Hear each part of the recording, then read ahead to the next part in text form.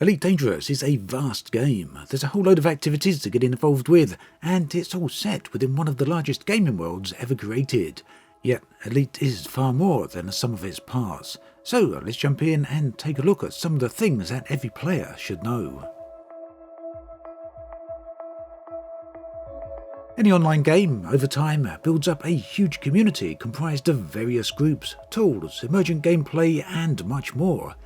In this video, I want to talk about a few of those things which make Elite Dangerous. So this isn't so much a new player's guide as it is a resource to highlight the wide variety of moving parts that make Elite Dangerous the experience it is. Let's start then with my personal favourite, the galaxy itself. With 400 billion star systems, Elite Dangerous contains a full one-to-one recreation of the Milky Way.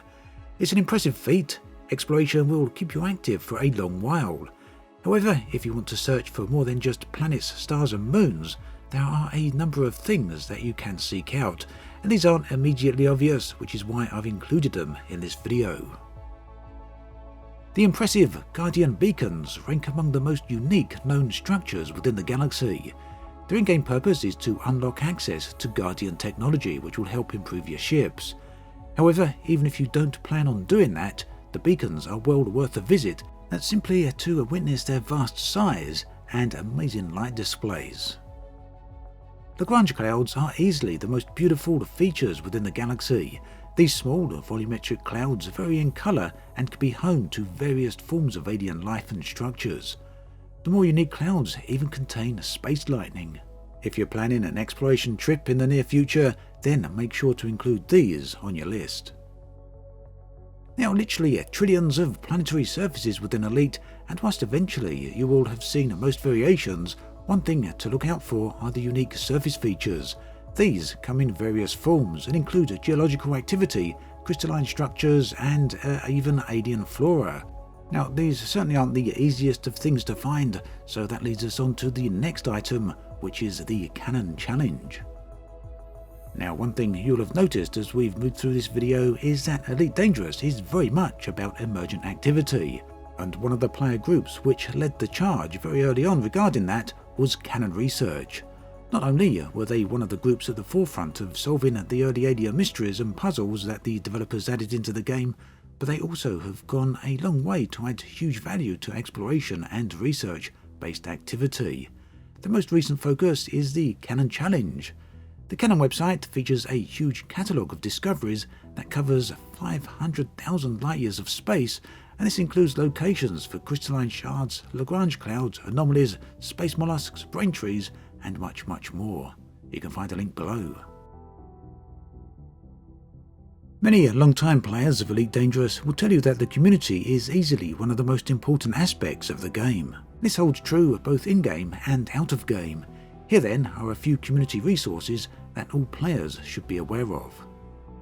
The largest and most active Elite Dangerous community by far, the Elite Dangerous subreddit is a popular destination for all the latest hot topics, screenshots and information for the game. It's full of active discussions and one of the best places to visit if you want to discuss the game and keep up with the latest happenings. Upvote all good things. The official forums are very likely the oldest Elite Dangerous community. The knowledge of Elite is extremely deep here, so if you want to know anything about the game, chances are that you will be able to find an answer here. It's also home to the Elite Dangerous community team, who now have an active regular AMA thread where they'll be able to answer player questions. Easily the largest Elite Discord, the Elite Dangerous Discord has been run by the community for many years at this point. It's an extremely active server where you'll very quickly be able to get your questions answered or even find other players to fly with.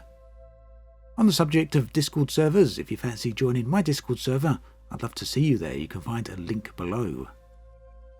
Now, if there's anything at all that you want to know about Elite, then the Wiki is easily the best place to go.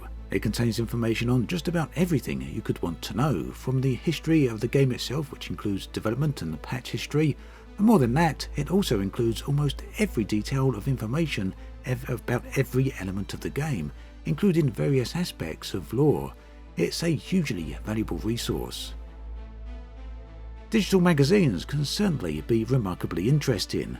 It's highly likely then that the authors of Sagittarius Eye thought the same, when they began production of Elite Dangerous' premiere community-made magazine. The magazine is entirely free and exceptionally well produced. Each issue contains extensive articles on the goings-ons in Elite. You can also find an archive of all the previous issues, the latest issue of which is number 30. I think it's fair to say that a huge part of Elite's identity comes from its emergent player groups. Whilst there are thousands of player groups within Elite, a few of them have over the years came to the foreground, in some cases creating their very own forms of gameplay. Here are a few. For more information on each of them, do check out the links in the video description. Ranking among the most famous of all player groups, the Fuel Rats have featured in numerous gaming press articles. If you're out in the depths of space and just happen to run out of fuel, then these are the guys that you want to call.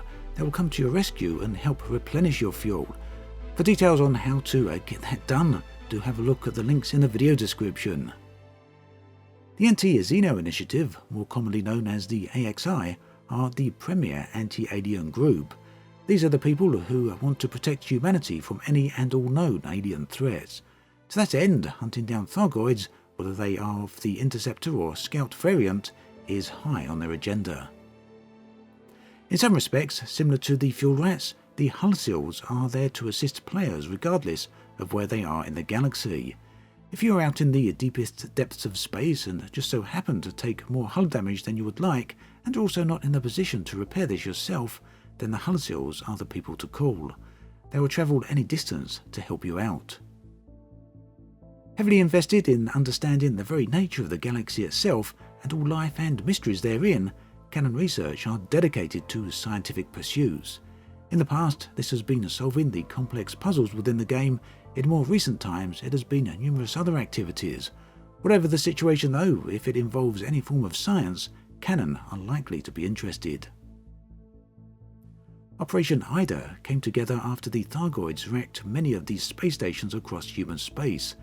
The aliens left the stations on fire, and they eventually fell to a state of disrepair for a very long time. Operation Ida, along with numerous other groups, pulled together in order to rectify this situation and quickly bring the stations once again to work in order. It's a task that took a lot of organising, but Operation Ida achieved it. If racing ground vehicles over planetary surface is your thing, or indeed getting spaceships from A to B as quickly as possible, then Buckyball Racing is where you want to be at. Whilst technically speaking, Buckyball Racing isn't a player group, it nonetheless is a player community behind it all. A list of the previous races and perhaps upcoming races too can be found below. Like Buckyball Racing, Distant Worlds isn't a player group, but rather a collection of extremely dedicated people. Distant Worlds have run two of the most popular events in the game so far, each involving thousands upon thousands of players in a journey across the galaxy itself. The third Distant World expedition is currently being considered by the organisers, and you can read more about this through the link in the video description. Now here we are with another element on the game itself. Fleet carriers aren't likely the most obvious thing that you'll notice when you first join Elite Dangerous, and whilst they're certainly dotted all over the place, one might be tempted to consider them as just another space station. The truth is, however, that these huge ships are player-owned and player-controlled. In many ways, these can be viewed as endgame content.